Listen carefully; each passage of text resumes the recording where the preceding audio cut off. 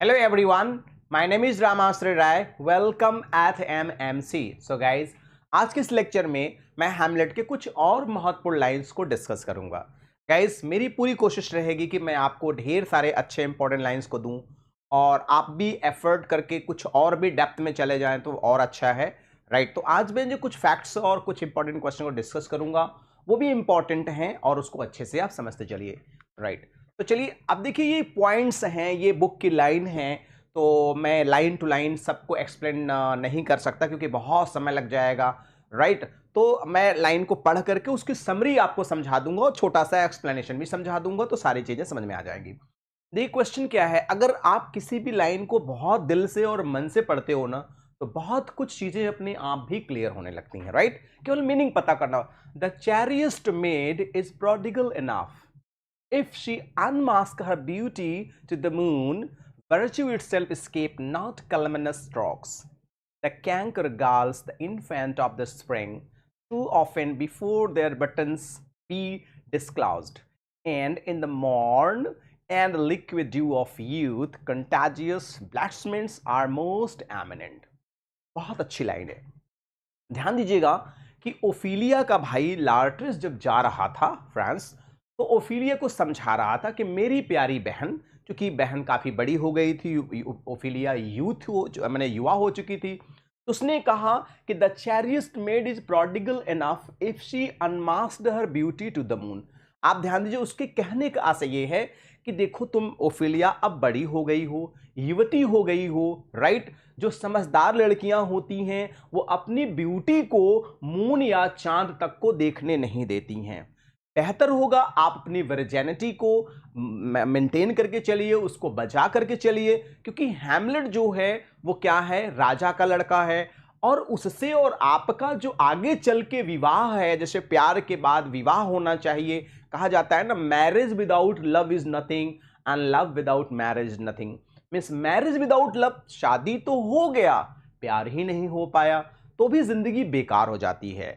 और love without marriage, प्यार तो खूब हुआ, चरम सीमा तक पहुंच गया, शादी ही नहीं हुआ तो भी इनकम्प्लीट लव हो जाएगा, तो भी लाइफ विल बी चौपट. Means life will be destroyed. Clear है. वही समझाता है कि आप अपने को बचा करके रखिए, आप उससे अपने को आप हैमलेट से दूरी बना करके रखिए, राइट. क्योंकि जानते हैं कि जो जो युवावस्था होता है वो जाहिर सी बात है कि किसी एक लड़की, एक युवती लड़की का कोई अपना सगा संबंधी नहीं हो सकता है. इसलिए ओफिलिया अपने को सावधान रखना, अपने को बचा के रखना, स्पेशली हैमलेट से बचा के रखना, राइट. कि जिस प्रकार से जो फ्लावर्स जैसे ही खिलना शुरू करते हैं, वैसे ही कोई कीड़ा क्या होता है उस फ्लावर के अंदर चला जाता है और उसको खिलने से क्या कर देता है, उसके ग्रोथ को रोक देता है. उसी प्रकार से एक युवा लड़की के पीछे अगर कोई लड़का लग जाता है या उसके संबंध अगर बन जाते हैं तो उसकी लाइफ ही पूरी बेकार हो जाती है. या यूं कह लीजिए, कभी कभी नाजायज संबंध होने की वजह से किसी लड़की या किसी लड़के की लाइफ आगे की कंप्लीट डिस्ट्रॉय हो जाती है, बहुत पेनफुल हो जाती है, राइट. अब इसका मैं डेफिनेशन थोड़ा सा समझा दूं. देखिए एक बहुत बेहतरीन वो है, देखिए Laertes is warning his sister Ophelia to guard her virginity. Virginity आप समझ रहे हैं, राइट.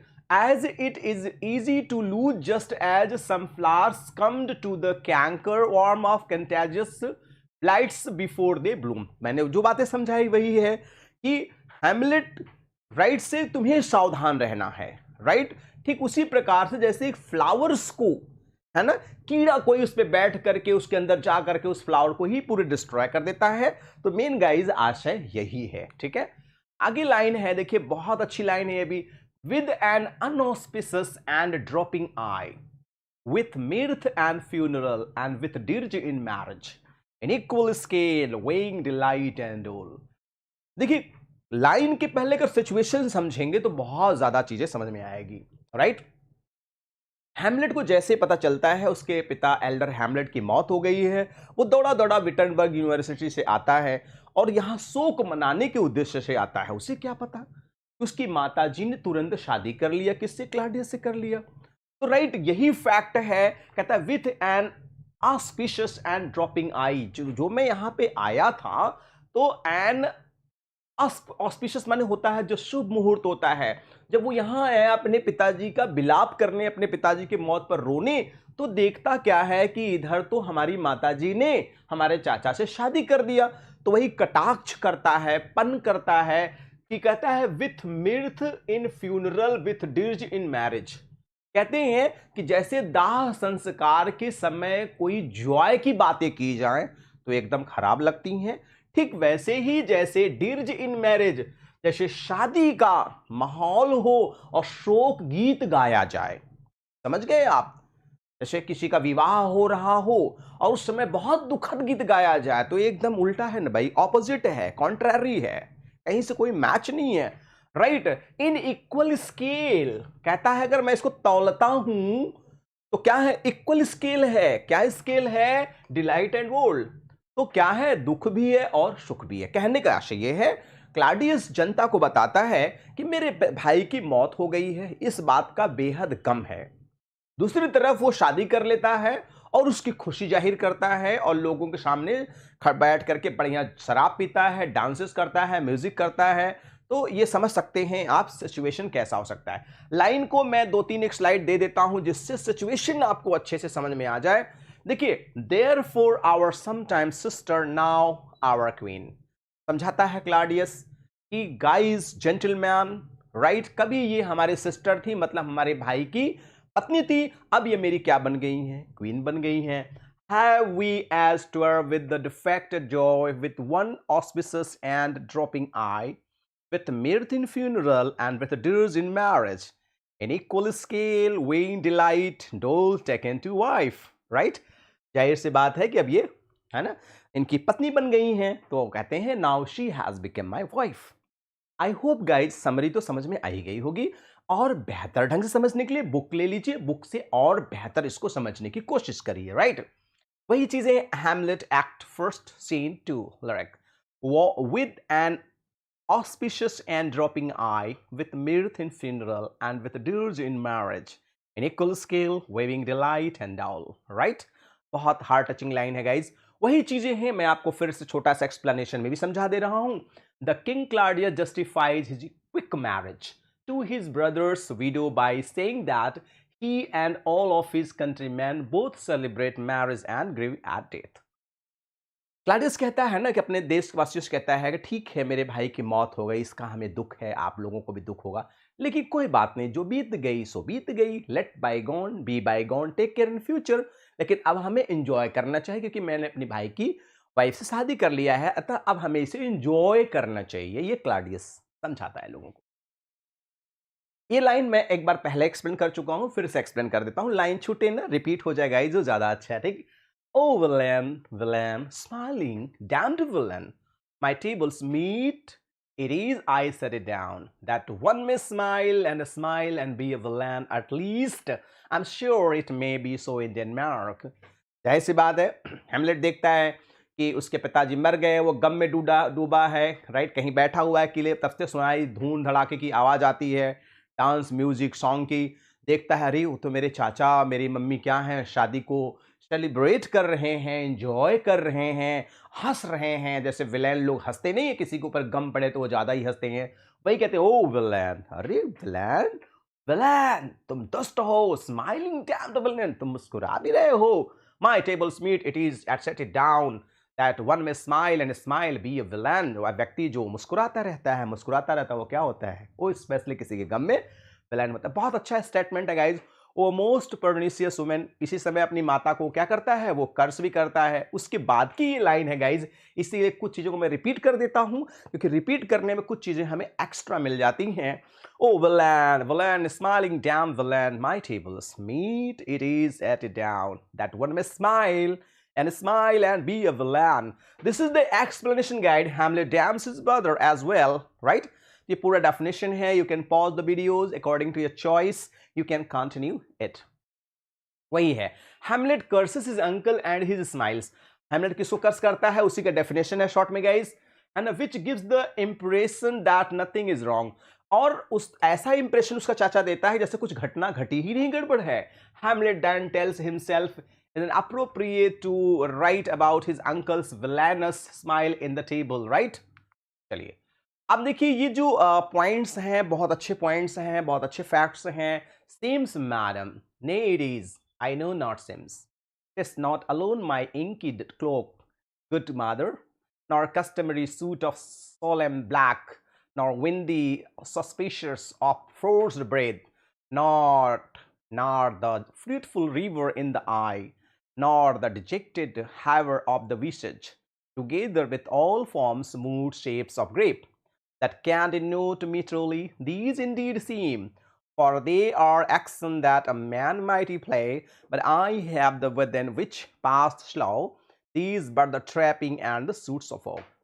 एक्चुअली ये हैमलेट अपनी मदर को समझाता है, राइट, कि मैडम आप मुझे कह रहे हो कि मैं बहुत गम में डूबा हूं, मैं बहुत दुखी हूं, मुझे दुखी नहीं होना चाहिए। अरे मैडम ये तो आपकी जिम्मेदारी थी, वो आपके भी हस्बैंड थे और आपके साथ बहुत दिन तक चले, आपके साथ रहे, आप उनके सुख दुख के सहभागी थी। दुख तो मुझसे ज्यादा आपको मनाना चाहिए, लेकिन आपको तो कोई दुखी नहीं है, कोई दिक्कत ही नहीं है, कोई प्रॉब्लम ही नहीं है। राइट, सेम लाइन है गाइज, इसको जितनी बार पढ़ेंगे उतना ज्यादा भाव इसका समझ में आता है। सेम्स मैडम ने, it is, I know not seems, is not alone my inky cloak, good mother, nor customary suit of solemn black, nor windy suspicion of forced breath. आप एक एक लाइन को पढ़िए, 2 बार 3 बार पढ़िए, भाव अपने आप समझ में आ जाता है। ये देखिए हैमलेट है अपनी मदर को समझा रहा है, ब्लैक कपड़ा पहना हुआ है, फिर भी ये समझा रहा है कि माता जी शोक तो आपको मनाना चाहिए, हम क्यों मनाएं, हमें मनाना चाहिए लेकिन ज्यादा आपको मनाना चाहिए। क्योंकि किसी स्त्री के मरने के बाद जो सबसे ज्यादा, सॉरी, किसी पुरुष के मरने के बाद जो सबसे ज्यादा दुख होता है वो होता है स्त्री को, फिर बेटे को, या फिर जो भी उससे रिलेटेड लोग होते हैं। ठीक है, द रेस्ट इज साइलेंस का सिचुएशन आप सब जानते हैं, कई बार मैंने एक्सप्लेन किया है। जब हैमलेट मरने लगता है वो उस समय का सिचुएशन है कि अब कहता है I die oh as you know I am going to die. Right, ये बहुत अच्छी लाइन है, आप जानते ही हैं। The rest is silence, again I am repeating, the rest is silence, again I am repeating. अगली लाइन बहुत अच्छी है, must I remember why she would hang on him as if increases of appetite had grown by what it feed on and ate within a month, let me not think on it, frailty thy name is woman। देखिए ये line मैं पहले बता चुका हूं, लेकिन इसके ऊपर की भी लाइनें बहुत इंपॉर्टेंट हैं। Right, must I remember, Hamlet अपनी मदर को समझाता है कि माता जी जैसा कि मुझे सारी बातें याद हैं, why she wouldn't hang on him as if increases of appetite had grown. मुझे जहां तक पता है माता जी आप मेरे पिताजी के साथ साथ चलती थी, साथ साथ रहती थी, इनके सुख दुख में सहभागी थी। ना जाने आप में कौन सी इतनी कमजोरी आ गई, कितना आप भोग विलासपूर्ण जीवन जीना चाहती थी, अपने इमोशन भावनाओं के अंदर को कंट्रोल नहीं कर सकी और अति शीघ्र आपने विवाह कर लिया। इतनी कमजोर हैं। हैमलेट का कहना यह है कि महिलाएं भावनात्मक रूप से काफी कमजोर होती हैं, उनकी कमजोरी का फायदा बहुधा अक्सर लोग उठाते रहते हैं। वही लाइन है, frailty Dai name is women. Right, यहां ही नहीं रहेगा दाई मीन तुम्हारा, मतलब ये महिला तुम्हारी कमजोरी ही तुम्हारा सबसे बड़ा दुख का कारण है। राइट, इसको कई शब्दों में लोग परिभाषित करते हैं। राइट, देखिए यही है, Hamlet continues torturing himself with the and memories of his mother's wifely devotion, which seemed to increase with time. Yet she married her brother-in-law within a month of her husband's death. Hamlet grows his mother with all women and calls her frail, which implies inability to withstand temptation. Next, ये line भी already मैं explain किया हूं guys, थोड़ा सा एक बार फिर से समझ लेंगे, बहुत अच्छी लाइन है। What a piece of work is man। Hamlet बड़ा टेंशन में आ जाता है और कहता है हे भगवान कैसा इंसान प्राणी है, कैसा इंसान है, रंग बिरंगी दुनिया में, बदलती हुई दुनिया में कैसे कैसे लोग हैं।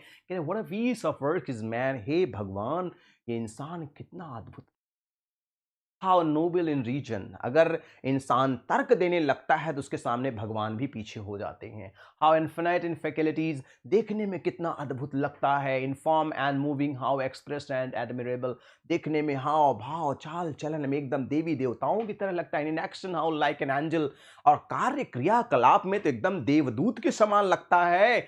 इन apprehension how like a god, और तर्क करने में, सोच विचार में तो एकदम भगवान जैसा दिखता है।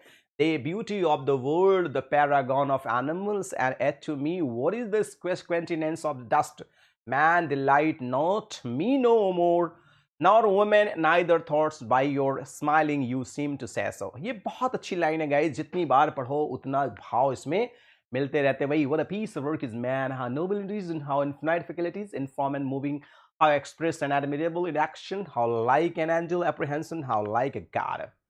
एकदम पूरा का पूरा गाइस वही डेफिनेशन है जिसे ऑलरेडी आई हैव एक्सप्लेन्ड. ठीक है, नेक्स्ट है a little more than kin and less than kind. Again, I'm repeating this sentence, guys. I'm repeating some sentences, so do not keep in mind कि sir बार बार आप repeat क्यों करते हैं. Some lines I'm repeating. I'm telling you again for your betterment.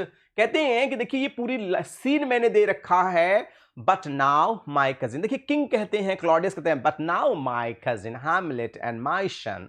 अब क्या है situation समझ सकते हो आप कि क्लाडियस का प्रयास है, उनकी मदर का प्रयास है कि हमारा बेटा बन जाए, हमारे हिसाब से चलने लगे, जिससे जीवन अच्छे से चलने लगे. कहते हैं कि but now my cousin Hamlet and my son. अब कहते हैं तुम मेरे कजिन तो थे ही थे, अब मेरे बेटे भी हो गए हो. इसका मतलब जो रिश्ता है वो दुगना हो गया है. अ लिटिल, तब हैमलेट कहता है अ लिटिल मोर देन किन, जितना आप मेरे रिश्तेदार थे अब तो मेरा रिश्ता आपसे और ज्यादा हो गया. पहले मेरे चाचा थे, अब तो बाप बन गए, मतलब रिश्ता तो बहुत ज्यादा हो गया. अच्छा, and less than kind. But राजा साहब दुख का विषय यही है कि रिश्ते तो बड़े हो गए लेकिन दयालुता आपकी कम हो गई. अगर आप चाचा भी रहते तो भी कोई बुरा नहीं था. Right, how is that cloud still hang on you, है ना. Hamlet, no show my lord, I am too much in the sun. इसलिए माई लॉर्ड, जो मेरा स्थान था वही सही था, मैं वही खुश था. Little more than kin and less than kind. देखिए डेफिनेशन कितना बढ़िया है. More than kin, now he is both Claudius nephew and his stepson. Less than kind to seems means not kindly disposed to Claudius, nor do this he think he is of the same kind. ठीक है, ये पूरा वही definition है, panic style है. Hamlet said that king is doubly kin, मतलब अब हमारे राजा डबल हो गए हैं रिश्तेदार. So the king is both his uncle and his step father.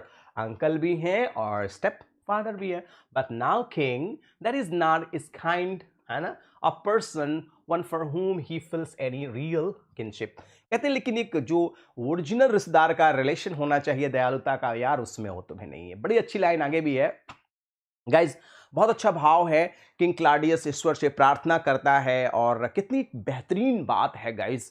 देखिए कहते हैं माई वर्ड्स फ्लाई अप, मेरा वर्ड्स फ्लाई मतलब होता है भगवान से प्रार्थना कर रहे हैं तो भगवान मुझे माफ कर दे, मेरे सारे शब्द तो ऊपर जा रहे हैं, मेरी जो प्रार्थना है वो तो ऊपर जा रही है.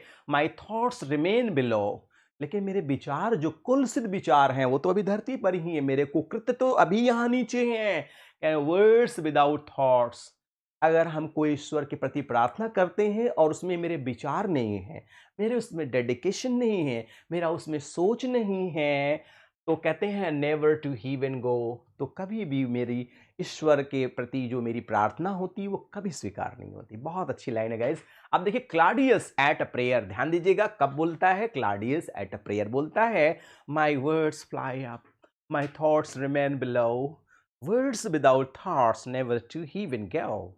समझ गए होंगे आप लोग. यहाँ फिर देखिए my words fly up, my words fly up, my thoughts remain below, words without thoughts never to go, never to heaven go. बहुत अच्छी लाइन है गाइज. वही चीजें हैं. King Claudius gives up on praying as he is too focused on earthly matters. प्रार्थना तो कर रहे हैं आप लेकिन सब कुछ नीचे के बारे में ही सोच रहे हैं. Not where he eats. Situation समझिएगा कि जब पोलोनियस की हैमलेट हत्या कर देता है और डेड बॉडी को छुपा देता है और उससे जब पूछा जाता है कि पोलोनियस की बॉडी कहाँ है, क्लॉडियस पूछता है, लोग पूछते हैं, तो बड़ा ही मार्मिक आंसर देते हैं. यार क्या लाइन है, what a fantastic line it is. तो जानते हैं वो क्या कहते हैं कि नॉट वेयर ही ईट्स. अब वो जानते हैं कहां पे है, not where he eats but where he is eaten. अब वो वहां नहीं है जो किसी को खा सकता है. जैसे ध्यान दीजिएगा, साइकिल को समझिएगा कि जैसे क्या होता है, मछली को पकड़ने के लिए लोग क्या करते हैं, कीड़े को फंसाते हैं, कहते हैं ना जोक को. अब वो कीड़ा को मछली खाती है. अब मछली को क्या होता है, मछली इंसान को खाता है, या कह लीजिए वो मछली जो है, मछली कौन खाता है, इंसान खाता है, राजा खाता है, लोग खाते हैं। फिर जब वो इंसान मरता है तो उसे दफना दिया जाता है, फिर उस इंसान को कौन खाता है, फिर कीड़े खाते हैं। क्या साइकिल है। तुम मुझे आज खाओगे, कल तुम्हें मैं खाऊंगा, राइट। Come on. तो वही कहते हैं नॉट वेयर ही ईट्स, मैंने उसे वहां कहा, तुमने कहां खाने के लिए छोड़ दिया है, कहे मैं वहां नहीं छोड़ा हूं जो कुछ खाए जाके, but where he is eaten, अब तो वो वहां चला गया जहां उसे खाया जाएगा। कौन खाएगा, कीड़े खाएंगे। A certain convocation of politic worms are eaten at him. Your worm is your only, है ना, emperor for diet. We fed all creatures else to fed us, and we fed ourselves for, है ना, maggot. Your fat king and your lean beggar is but an available service to dishes, but to one table that ends. कहने का मतलब कि जब आप भी मरोगे, कहते हैं धरती एक ऐसा टेबल है ना, जो लेटेगा वो कीड़ों के द्वारा तो खाया ही जाएगा। सेम देखिए गाइज, वही पॉइंट्स हैं, वही लाइंस हैं, राइट। आप देख सकते हैं, है ना, हैमलेट का स्टेटमेंट है, not where he eats but where he is eating, a certain convocation of, है ना, politics worms are in the at him यार। ठीक है, ये सारी लाइनें वही हैं। और डेफिनेशन को भी आप देख सकते हो कि the king has just asked Hamlet where Polonius is, and Hamlet has replied that Polonius is at supper. अब तो पोलोनियस सपर पे चला गया है, लेकिन वो सपर में अंतर क्या है, right. News which stars the king, Hamlet clarifies his reply not where he eats but where he is eaten. अब तो वहां चला गया। The maggots is मतलब emperor for diet because he eats humans, है ना, who are in modern terminology at the top of the food chain for everyone each। जो मैं अभी समझाया हूं वही बातें इसमें भी एक्सप्लेन्ड है। ठीक है, अब गाइस कुछ इंपॉर्टेंट क्वेश्चंस हैं जिसमें मैंने आंसर भी दे रखा है, और आंसर भी हैं, आपको क्वेश्चन का आंसर को तैयार भी करते चलना है। क्वेश्चन है, what type of poison did Claudius pour in Hamlet's father year.